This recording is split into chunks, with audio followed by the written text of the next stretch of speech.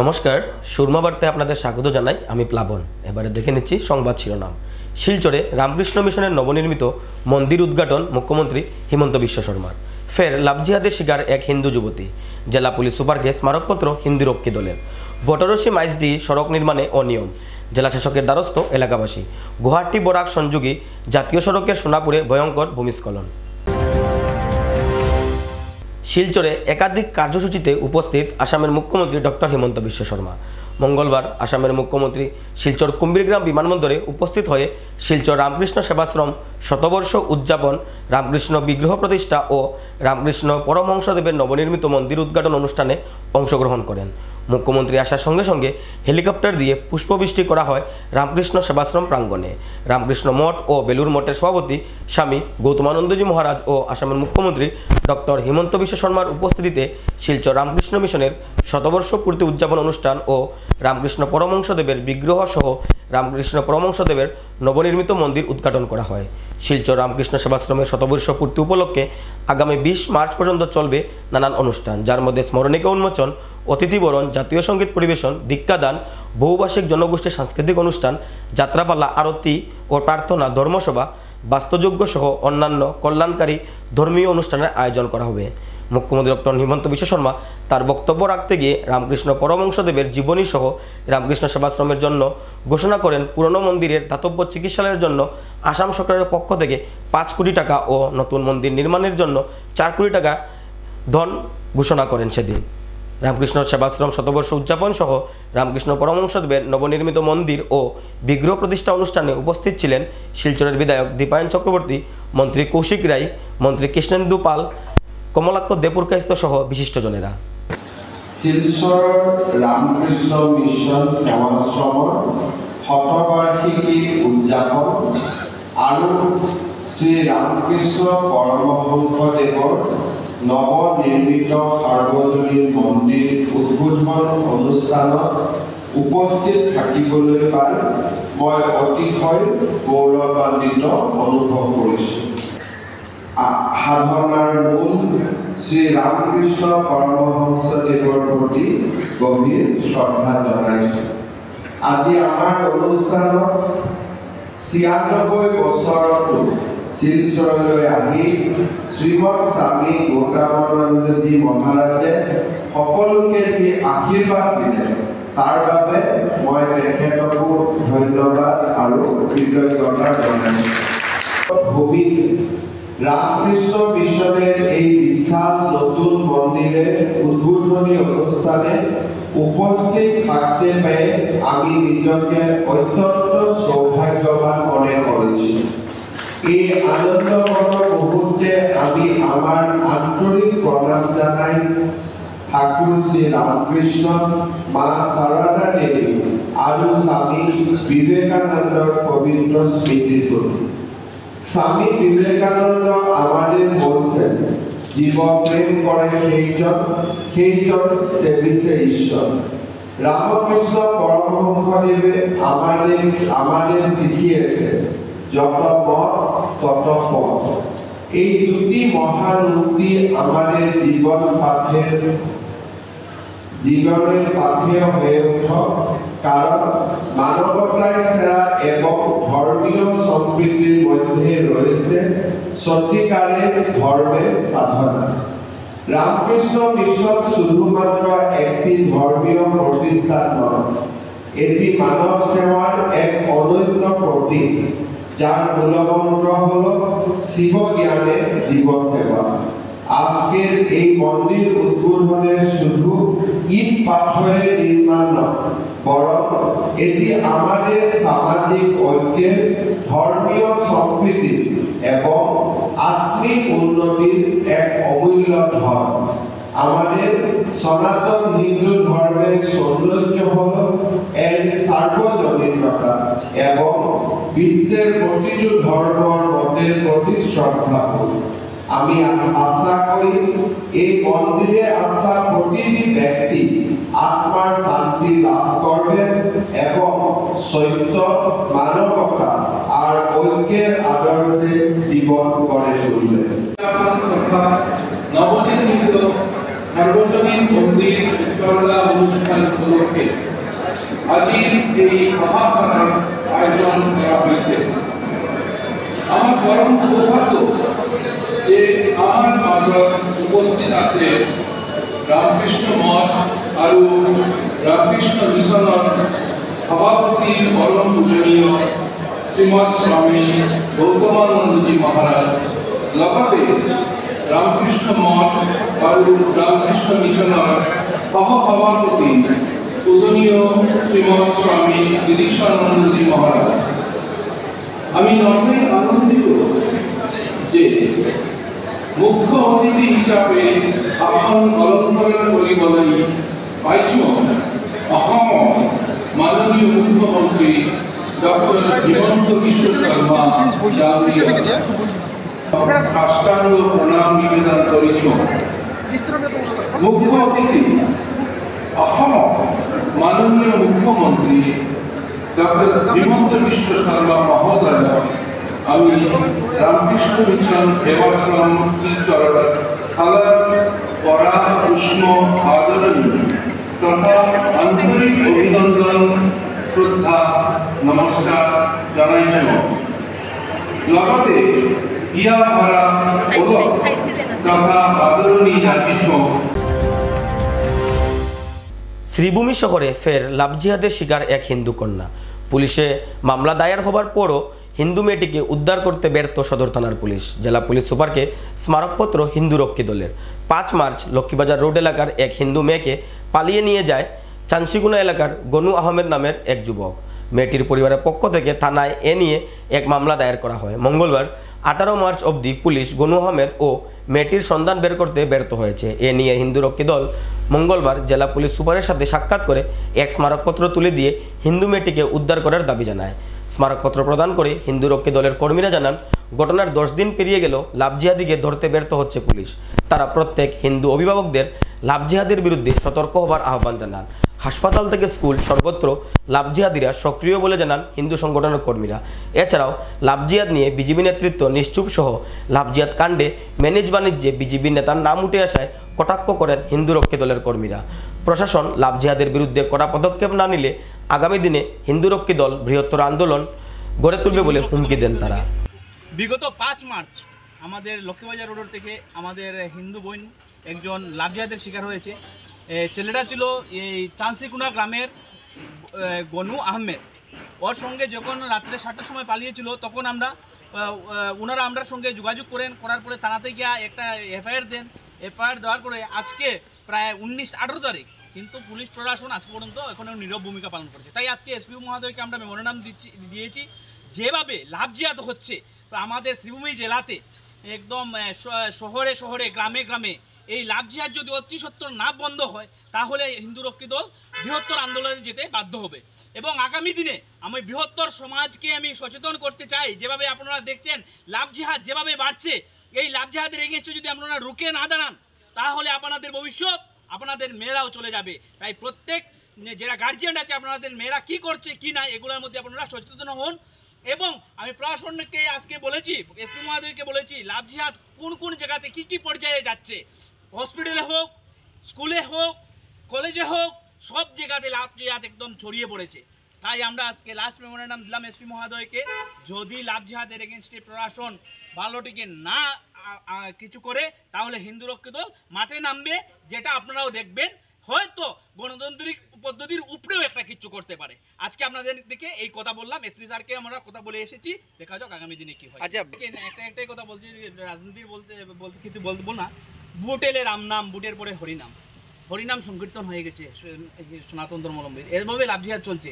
এই লাভ জিহাদের এগেনস্টে যদি কেউ কথা না বলে তাহলে তো বৃহত্তর সনাতন সমাজ আগামী দিনে দেখবে কি করা যায় কিনা। কেন লাভ জিহাদ শুধু আমাদের নয়, এটা পুরা সনাতন সমাজের মধ্যে চাপের সৃষ্টি হয়েছে। লাভ জিহাদ যে জায়গাতে আমাদের আসামের মুখ্যমন্ত্রী লাভ জিহাদের এগেনস্টে একটা আইন এনেছেন, কিন্তু আমাদের এই জায়গাতে যদি রাজনীতি মহল হয়, বিজেপি হোক, হয় কংগ্রেস হোক, হয় সিপিএম হোক, হয় ইউডিএফ হোক, কেউ লাভ জিহাদ নিয়ে একটু শব্দ কথা বলছে না। ধিক্কার জানাই এদের মানসিকতাকে। যেমন আপনাদের নীলামবাজার ন্যাশনাল একাডেমির স্কুলের মধ্যে যে ঘটনা হয়েছে, ন্যাশনাল একাডেমিতে যেভাবে লাভ জিহাদের শিকার হয়েছে, একজন রাজনৈতিক পার্টির একজন টাকা পয়সা লেনদেন করেছেন, আমরা সব ভিডিও মাধ্যমে দেখতে পেয়েছি। কিন্তু আজকে পর্যন্ত কোনো এই রাজনৈতিক দলের হয়ে ওনাকে পদত্যাগ করায় নেই, বা উনি যে এসেছেন ওনার এগেনস্টে যদি কোনো নিউজ চ্যানেল একটা নিউজ করেছে, এই নিউজ চ্যানেলে যদি উনি টাকা না নিয়ে থাকেন, তাহলে উনি এই নিউজ চ্যানেলের এগেনস্টে মানহানির কেস করুন। কেন মানহানির কেস করলেন না? নিশ্চয়ই উনি যদি জড়িত থাকেন, তাহলে কেন এই রাজনৈতিক দল ওনার এগেনস্টে বিরোধী ব্যবস্থা করুন না? আজকে বৃহত্তর সমাজের কাছে আমি তুলে দিলাম। এটা অন্য সংগঠনের, আমি কোনো হিন্দু সংগঠনের উপরে কোনো চাপ বা কোনো কিছু বলতে চাই না। এটা অন্য হিন্দু সংগঠনের এটা নিজের ভিতরের ব্যাপার। কিন্তু আমরা ভারত সেবাশ্রম সংঘ, আপনি দেখতে পাবেন যখন কোনো সমাজের মানুষ, হিন্দু সমাজের মানুষ হোক, মুসলিম সমাজের মানুষের যদি রক্তের প্রয়োজন হয়, আমরা রক্ত দিই। কিন্তু যখনই আমাদের হিন্দু সমাজের, সনাতন সমাজের উপরে কোনো আঘাত হয়, তখন আঘাতের আমরা প্রতিআঘাতের চেষ্টা করি গণতান্ত্রিক পদ্ধতিতে। কোনো জায়গাতে ফ্লাড হয়, তখন দেখবেন হিন্দু রক্ষী দল ফ্লাডের মধ্যে গিয়ে মানুষকে আহারের ব্যবস্থা করে দিচ্ছে। তাই আমরা হিন্দু রক্ষী দল ভারত সেবাশ্রম সংঘের, যে ভারত সেবাশ্রম সংঘ পুরা বিশ্বের মধ্যে মানুষের সেবা কাজ করে যাচ্ছে। আর একটা জিনিস, যেরকম সেবা হয় যেরকম আমরা শস্ত্র জানি, এরকম আমরা শাস্ত্র ধারণ করতে পারি। যদি শাস্ত্রের সঙ্গে শস্ত্রের প্রয়োজন হয়, আমরা কিন্তু শস্ত্র ধারণ করতে পারবো। গুয়াহাটি বরাক সংযোগী জাতীয় সড়কের মেঘালয় রাজ্যের সোনাপুরে ভয়ঙ্কর ভূমিস্খলনের ঘটনা সংঘটিত হয়। অতিমাত্রার বৃষ্টির ফলে মঙ্গলবার সাত সকালে হঠাৎ করে পাহাড় থেকে পাথর ও মাটির একটি বৃহৎ অংশ জাতীয় সড়কের উপর চলে আসে। ফলে ব্যাহত হয় গুয়াহাটি শিলচর যাতায়াত ব্যবস্থা।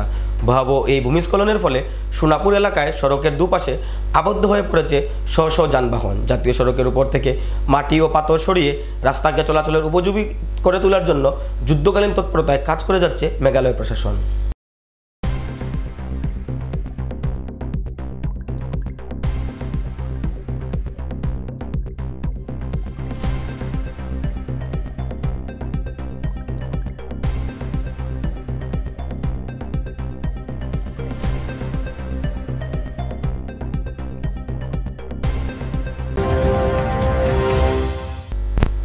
বটরশি মাইজডিহি সড়ক নির্মাণের কাজে অনিয়ম, প্রতিবাদে সড়ক বৃহত্তর এলাকাবাসীর পক্ষ থেকে উক্ত সড়কের নিম্নমানের কাজের তদন্তের বিরুদ্ধে জেলা শাসকের সাথে সাক্ষাৎ করে এক স্মারকপত্র প্রদান করা হয়। জেলা শাসকের সাথে সাক্ষাতের পর এলাকাবাসীরা জানান, 2022-23 অর্থবর্ষে বটরশি থেকে মাইজডি পর্যন্ত মুখ্যমন্ত্রী পক্ষীপথ প্রকল্পের অধীনে অর্থ মঞ্জুর করা হয়। 2 বছর পূর্বে অর্থ মঞ্জুর হলেও বিগত কয়েক মাস পূর্বে ঠিকাদার সড়ক নির্মাণের কাজ শুরু করেন, কিন্তু কাজ নিম্নমানের হওয়ায় বছরের প্রথম বৃষ্টিতেই সড়কের পাশে গার্ডওয়াল হেলে পড়ে। শুরু থেকেই কাজ নিম্নমানের হচ্ছিল বলে এলাকাবাসী ঠিকাদার কিশোর দাসের সাথে যোগাযোগ করলেও তিনি কোনো সদুত্তর দেননি। তাই এলাকাবাসীরা জেলা শাসকের সাথে সাক্ষাৎ করে এক স্মারকপত্র তুলে দিয়ে সড়কের কাজের দুর্নীতির তদন্তের দাবি করেন। মাননীয় ডিস্ট্রিক্ট কমিশনার মহাশয়কে একটা মেমোরেন্ডাম দিয়েছি। মেমোরেন্ডামটার মূল বিষয়বস্তু ছিল যে বটরশি থেকে মাইজডি পর্যন্ত যে রাস্তাটা স্যাংশন হয়েছে, এটা স্যাংশন হয়েছে বিগত 2022-23 সালে। সেই স্কিমটার নাম ছিল মুখ্যমন্ত্রীর পাখি নির্মাণ আঁচনি 2022-23, যেটা ফাউন্ডেশন স্টোন যেটা ছিল, সেই ফাউন্ডেশন স্টোনে যে স্কিমটা ছিল মাইজডি বটরশি রোড পার্ট 1 আন্ডার মুখ্যমন্ত্রী পাক্ষিপথ নির্মাণ আছে। এটা 1 কিলোমিটার রাস্তা, কিন্তু বিগত প্রায় 3 বছর রানিং চলছে, কিন্তু এখন অবধি কাজটা কমপ্লিট হয়নি। কমপ্লিট হওয়া তো দূরের কথা, কাজটাতে হাত ধরা হয়েছে আজকে 2-3 মাস আগে থেকে। বর্তমানে গার্ডওয়াল হয়েছে রাস্তা থেকে নিচে। এই যে 2-3 দিনের বৃষ্টি হলো, সেখানে ভেঙে গেছে গার্ডওয়ালগুলো, মাটি সব ধস নেমে পড়ে গেছে। এখন সেখানে রাস্তা পুরো বিকল। রেইনি সিজন সামনে, এদিকে মানুষ চলাচল করতে পারবে না। বিগত 20 বছর ধরে বটরশি এলাকার মানুষজন এই সমস্ত সমস্যায় ভুগছিল রাস্তাঘাটে। আজকে এখানকার যে কন্ট্রাক্টর ছিলেন কিশোর দাস, যেখানে আমরা ফাউন্ডেশন স্টোনে পেয়েছি কিশোর দাস, ওনার সঙ্গে লোকাল পিপল অনেক যোগাযোগ করেছেন, কিন্তু কোনো রেসপন্স নেই। যার কারণে আজকে আমরা এসেছিলাম ডিস্ট্রিক্ট কমিশনার মহাশয়ের কাছে। তিনি আমাদেরকে বলেছেন যে অনতিবিলম্বে সেটা দেখবেন অতি শীঘ্র, যাতে রেইনি সিজনের আগে কাজটা কমপ্লিট করা যায়। এখন কথা হচ্ছে, যেটা হাস্যকর ব্যাপারও, যে আমাদের চারদিকে উন্নয়নের জোয়ার বইছে। এখন উন্নয়নের এত জোয়ার, মানুষের রাস্তাঘাটই নেই। তাহলে তো আগের সময় ভালো ছিল, যে রাস্তা কেটে যদি নৌকার ব্যবস্থা করা হয়, নৌকাতে অ্যাটলিস্ট মানুষ যেতে পারবে। আমরা আরও কিছুদিনের মধ্যে আরেকটা ব্যাপারে মেমোরেন্ডাম দিতে আসছি যে জল নেই, মানুষ এখনো নালা নর্দমা পুকুরের জল, দূষিত জল খেয়েই দিন যাপন করছে। এদিকে জলজীবন মিশন রয়েছে, ডিসি অফিসে দেখবেন এই বড় একটা পোস্টারে টাঙানো, মানুষের ঘরে 55 লিটার জল তো দূরের কথা, 5 লিটারও বিশুদ্ধ জল গিয়ে পৌঁছাচ্ছে না। নল আছে কিন্তু জল নেই, পুরোনো যত পাইপ ছিল সমস্ত পাইপগুলো কেটে দেওয়া হয়েছে। তো এ বিষয়েও আমরা একটা মেমোরেন্ডাম দিচ্ছি। তো এর মধ্যে এই রাস্তার বাজেটটা কত করে? রাস্তার বাজেটটা ছিল 93,68,000।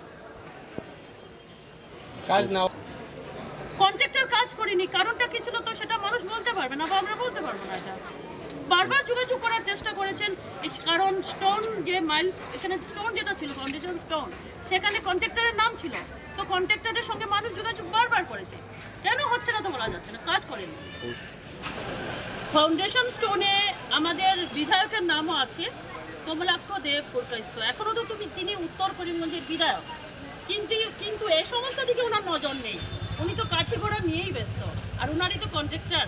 তো এরকমই চলছে। আমরা হতাশ হয়ে আজকে এসছি আমাদের ডিস্ট্রিক্ট কমিশনার মহাশয়ের কাছে, দেখি এখন কাজটা হয় কিনা। সুবিচার না পেলে আমরা আইনের দ্বারস্থ হবো, এটা মানুষের রাইট। চলাফেরা কিভাবে করবে মানুষ? এই তো বর্ষাকাল আসছে, একজন অসুস্থ রোগী কিভাবে বেরোবে? একমাত্র রাস্তা, এখানে প্রায় 10,000 পিপল চলাফেরা করে এই রাস্তা দিয়ে। এবারে নিয়ে নিচ্ছি বিজ্ঞাপন বিরতি, ফিরে আসছি বিরতির পর। আনন্দ সংবাদ, আনন্দ সংবাদ। করিমগঞ্জে এই প্রথম 3D সিটি স্ক্যানের সুবিধা নিয়ে এলো Karimganj health city, Banamali road, Karimganj. পুরো শরীর 3D সিটি স্ক্যানের সুবিধা এখন পাচ্ছেন করিমগঞ্জে, আন্তর্জাতিকভাবে বিখ্যাত ডাক্তার দ্বারা রিপোর্ট। 3D সিটি স্ক্যানের জন্য যোগাযোগ করুন telephone 03843260705, mobile 9678033047। Karimganj health city, Banamali road, Karimganj আপনাদের সেবায় নিয়োজিত।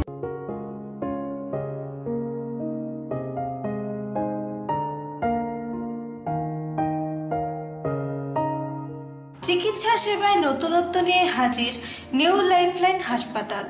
অত্যাধুনিক প্রযুক্তিতে এখানে pinhole surgery, gallbladder, appendix surgery করা হয়। শিলচর মেডিকেল কলেজের সার্জারি বিভাগের অতিরিক্ত প্রফেসর ডক্টর RC শ্যাম সার্জারিগুলি করবেন। তাছাড়া তিনি প্রতি শনিবার বিকেল 3টে থেকে OPD-তে রোগী দেখবেন। রয়েছেন শিশুরোগ বিশেষজ্ঞ ডক্টর গুলজার হোসেনও।